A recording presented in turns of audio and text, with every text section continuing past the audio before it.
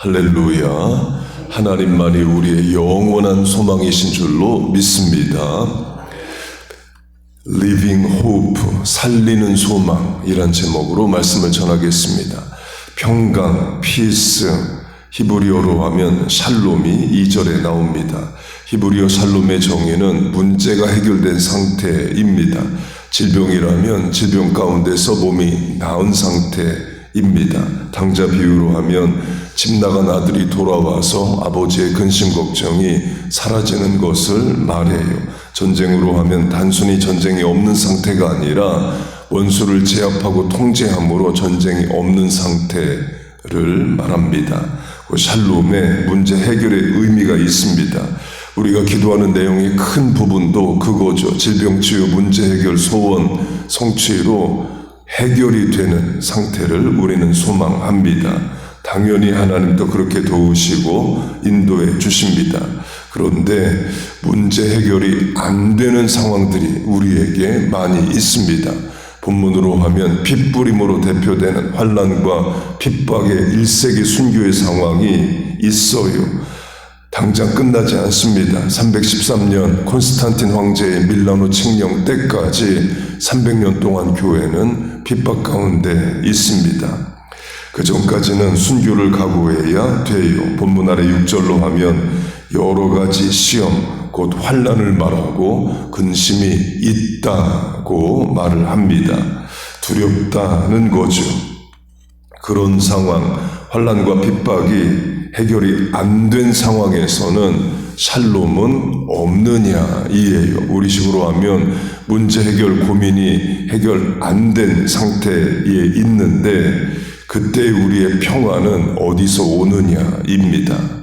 본문 3절에서 답을 찾으면 산소망, living hope, 살리는 소망을 말합니다. 죽을 것 같은 현실을 견디게 하는 소망, 예수 믿으면 순교해야 되는 두려움을 이기게 하는 소망, 하나님만이 주시는 부활의 소망입니다.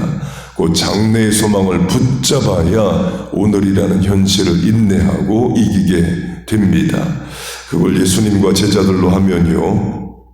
예수님이 십자가 지시기 전에 제자들에게 3번이나 예루살렘에 올라가면 인자가 고난을 받고 죽지만 사흘, 3 days, 3일 뒤에 다시 살아난다를 말씀하십니다. 30일도 아니고 사흘 뒤입니다.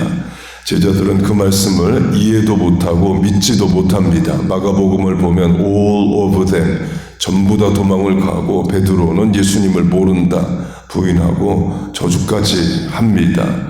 부활의 아침에 무덤 앞에 나와 있는 제자 한 명도 없습니다.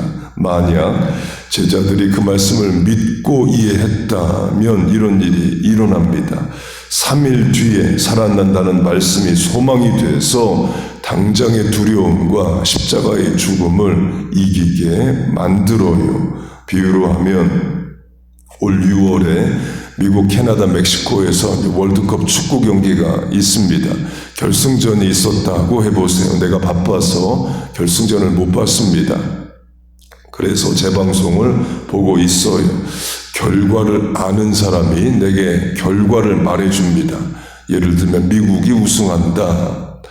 그 결과를 알고 재방송을 본다면 전반전에 미국 팀이 잘 못해도 골을 많이 먹어도 또 유력한 선수가 퇴장이 돼도 평안하죠. 결과를 알고 보기 때문에 그렇습니다.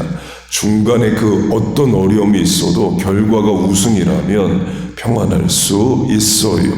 예수님이 제자들에게 십자가 사건 이후에 결과를 알려주십니다.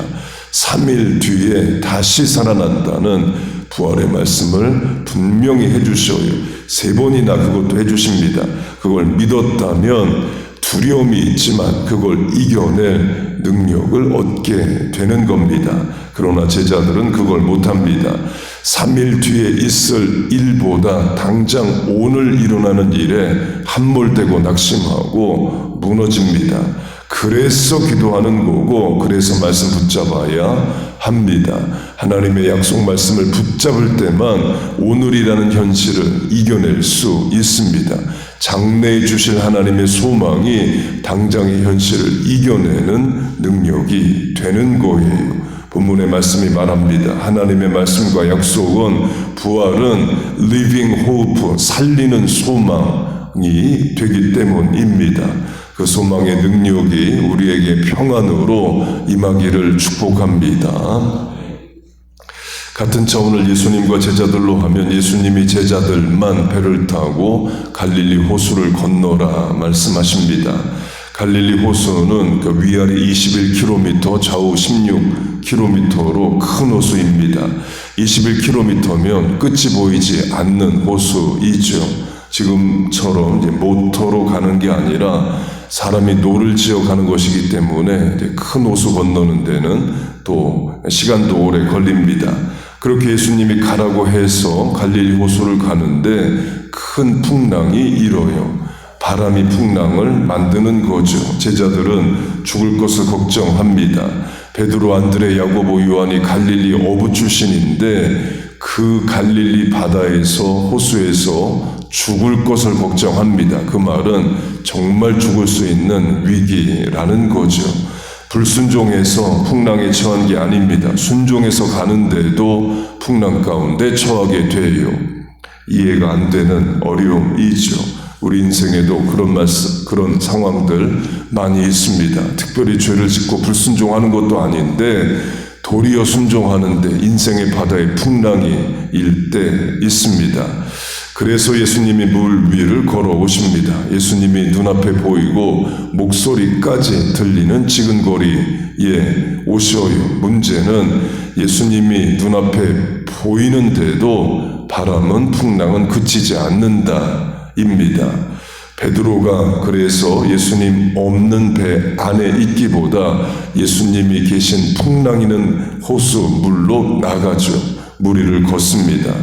그때 이 말씀이 나옵니다. 바람을 보고 두려워하여. 바람은 눈에 안 보입니다. 바람에 흔들리는 나뭇가지나 밀려가는 구름을 보는 거지 바람 자체는 보이지 않아요. 곧 바람 때문에 요동치는 물결을 보고 베드로는 두려워합니다. 강조점은 분명 예수님 가까이 오셨습니다. 목소리 들리기까지 하는데 바람은 물결은 그치지 않는다입니다. 심지어 예수님이 내니 안심하라, 두려워 말라 하셔요. 그 말씀하셨으면 바람이 그치느냐입니다. 바람 안 그칩니다. 예수님이 배 안에 들어오셔야 바람은 그쳐요. 강조점은 안심하라, 난이 두려워 말라는 말씀이 바람이 그치고 주어진 게 아니라 바람이 풍랑이 있는 중에 주셨다는 거예요. 그 말은 상황이 해결이 안 된 상태에서 나를 믿고 안심할 수 있느냐, 두려움을 이길 수 있느냐는 거죠. 어려운 말씀입니다. 설교 시작에 강조한 샬롬의 기본 정의가 문제가 해결된 상태인데 아직 문제가 해결이 안 됐는데 예수님은 안심하라, 두려워 말라, 본문으로 하면 평안하라 말씀하시는 것과 같아요. 이때가 믿음으로 반응할 때입니다. living hope, 살리는 소망으로 하면 현실을, 상황을 이기는 소망을 붙잡을 수 있느냐는 겁니다. 풍랑이 그쳐야 안심하죠가 아니라 풍랑 중에 말씀 믿고 안심하겠습니다 하는 게 우리의 믿음입니다. 본성으로는 안 됩니다. 상황 형편 보면 안 됩니다. 믿음으로, 소망으로 하는 거예요. 찬송가에 이런 찬송이 있습니다. 내 평생에 가는 길, 큰 풍파로 무섭고 어렵든지 나의 영혼은 늘 평하다. 내 영혼 평안해, 평안해. 이 고백은 큰 어려움을 겪은 뒤에 하는 고백입니다. 본문으로 하면 1세기 로마 제국의 핍박 한가운데서 죽음과 순교의 공포 속에서 말씀을 붙잡고 평안, 샬롬할 수 있다입니다. 당연히 어렵습니다. 저절로 되는 게 아닙니다. 내 상황 형편 보면, 자식 형편 보면, 내 몸의 건강 상태 보면 안 됩니다. 하나님 보면 됩니다. 그때가 하나님을 소망할 때고 우리에게 어려울 때 쓰라고 주신 말씀을 붙잡을 때인 거예요. 그 어려운 일을 해내는 우리와 자녀들 되기를 바랍니다. 하나님의 약속이 말씀이 living hope, 살리는 소망이 돼서 오늘을 이겨낼 힘을 주고 우리를 기도하게 하고 하나님께 더 가까이 나가게 하기를 주의 이름으로 축복하고 축원합니다. 아멘. 우리 같이 주여 한번 부르고 주신 말씀 붙잡고 기도하겠습니다. 주여, 하나님 아버지, 우리를 도우시옵소서. 죽을 것만 같고 낙심할 것만 같은 상황에서 하나님 우리에게 허락하신 말씀이 살리는 소망, 리빙 호프가 되게 하여 주옵소서. 풍랑이는 인생의 바다 가운데 예수님 우리를 찾아와 주시고 내니 안심하라 말씀하여 주옵소서. 그 말씀을 믿고 아직도 풍랑 가운데 있지만 평안할 수 있게 하여 주옵소서. 하나님의 말씀이 은혜와 능력이 우리와 가정의 교회의 나라와 민족에 살리는 소망 되게 하여 주옵소서. 오늘도 새벽에 나왔습니다. 하루 첫 시간 하나님 앞에 드립니다. 이 새벽 기도의 실천에 우리를 도우시고 은혜와 능력을 더하여 주옵소서. 간구하는 기도에 입술을 열어 부르짖는 기도에 응답하여 주옵소서.